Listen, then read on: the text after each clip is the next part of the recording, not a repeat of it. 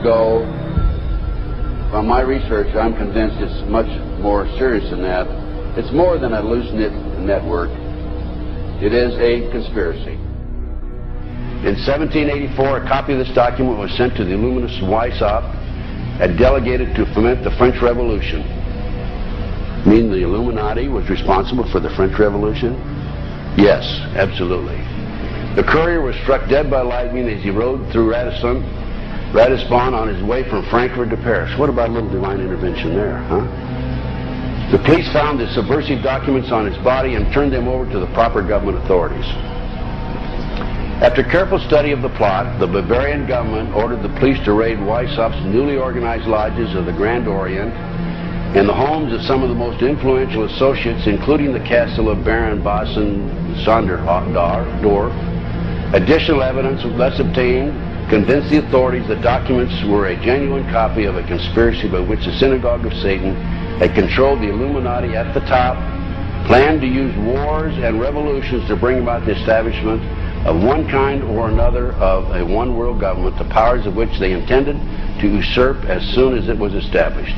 In 1785, the Bavarian government outlawed the Illuminati and closed the lodges of the Grand Orient. In 1786, they published the details of the conspiracy. The new order of the world, our enterprise is now a success. He said these blind slaves say they are free and highly educated, even as they march behind, notice this word, signs. Have you ever taken time to analyze a sign or a billboard or a logo?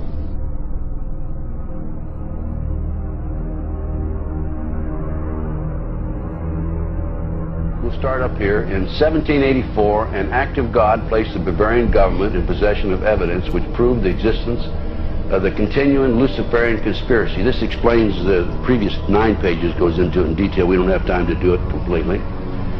Conspiracy. Adam Weishaupt, a Jesuit-trained professor of canon law, defected from Christianity and embraced the Luciferian ideology while teaching at Ingolstadt University. In 1770, the money lenders who had recently organized the House of Rothschild retained him to revise and modernize the age-old protocols designed to give the Synagogue of Satan ultimate world domination so they can impose the Luciferian ideology upon what remains of the human race after the final social cataclysm by use of satanic despotism. Weishaupt completed his task on May the 1st, 1776. It's a communist holiday, isn't it? May 1, 1776. The plan required the destruction of all existing governments and religions. In 1776, Weishaupt organized the Illuminati to put the plot into execution. The word Illuminati is derived from Lucifer and means holders of the light.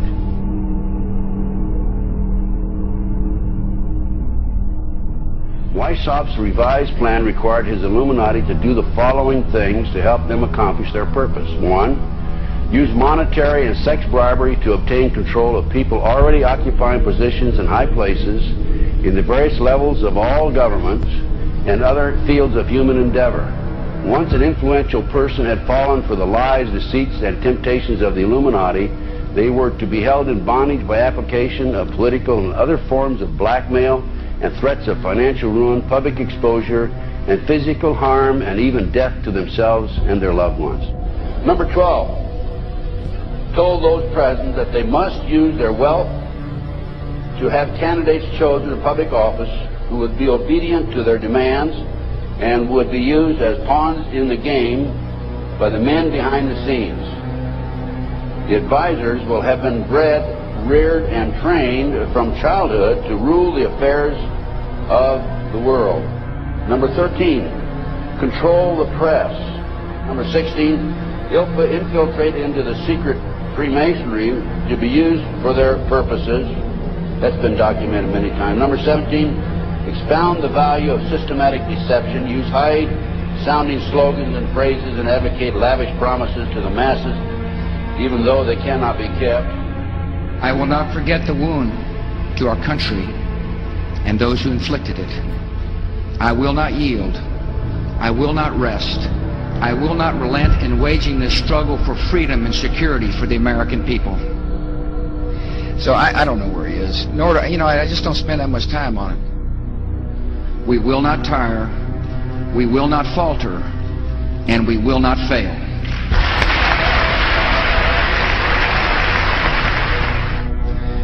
Terror is bigger than one person.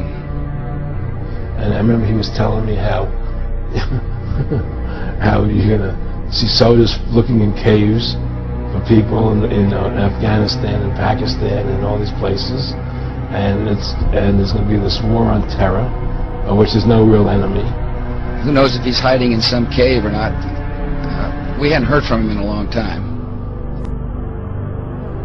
Operation Northwoods, the plan called for innocent people to be shot on American streets. This is the Pentagon. For boats carrying refugees fleeing Cuba to be sunk on the high seas. For a wave of violent terrorism to be launched in Washington, D.C., Miami, and elsewhere. People would be framed for bombings they did not commit. Planes would be hijacked using phony evidence, all of which would be blamed on Castro to justify an invasion of Cuba 40 years ago. An aircraft at Elgin Air Force Base would be painted and numbered as an exact duplicate for a civil registered aircraft belonging to a CIA proprietary organization in the Miami area. At a designate time, the duplicate would be substituted for the actual civil aircraft and would be loaded with selected passengers, all boarded under carefully prepared aliases. The actual registered aircraft would be converted into a drone, remote controlled plane, their word for it. Takeoff times of the drone aircraft and the actual aircraft would be scheduled to allow a rendezvous south of Florida. I mean, he's been tested unlike any other president with this 9/11.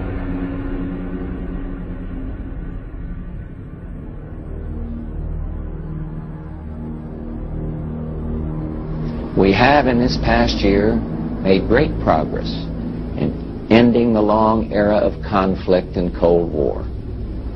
We have before us the opportunity to forge for ourselves and for future generations a new world order, a world where the rule of law, not the law of the jungle, governs the conduct of nations.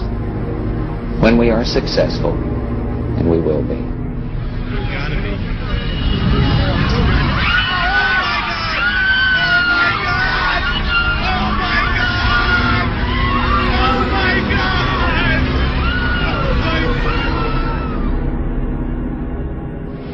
He argued that the use of any and all means to reach their final goal was justified on the grounds that the ruler who governed by the moral code was not a skilled politician because he left himself vulnerable and is in unsuitable position to his throne. He said those who wish to rule must have recourse to cunning and to make-believe because great national qualities like frankness and honesty are vices in politics. Fellow citizens, will meet violence with patient justice, assured of the rightness of our cause, and confident of the victories to come. In all that lies before us, may God grant us wisdom, and may He watch over the United States of America.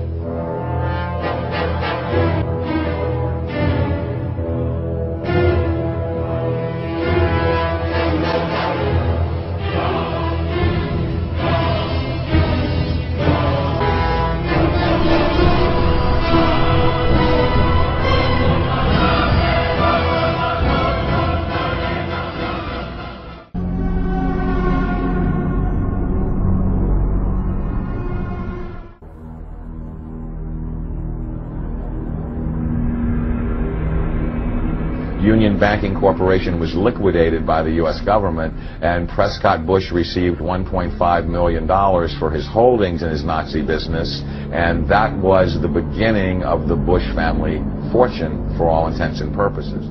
George Bush takes his inspiration from what he learned in Skull and Bones and from the Thule Society that Hitler and Goebbels and Goring cut their teeth in, Bohemian Grove, these evil organizations that perpetrate the ugly things that these criminals are doing to this country for which they must be held accountable. They are the most violent, dirtiest people on the face of the earth. somewhere Americans are going to have to take their country back and start finding out who are these people. Who are these people we call our representatives? The Bushes. George Bush, the president, his father, went around the country talking about a new world order. The people who are running this country from behind the scenes do not care a thing about Americans or bloodshed anywhere.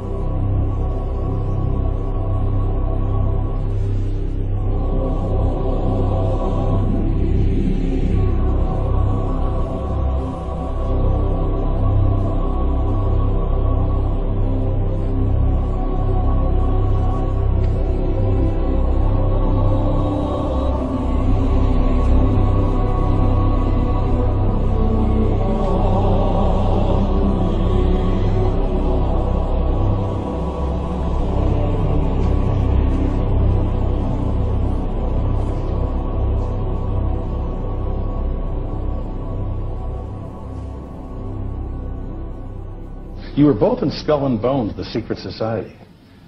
It's so secret we can't talk about it. What does that mean for America? The conspiracy theorists are going to go I'm wild. sure they are. I don't know. I haven't seen the web. Number 322. Sir. Were you a member of Skull and Bones in college in Bush? Were you in the same secret society? That's all right. Let me answer this question.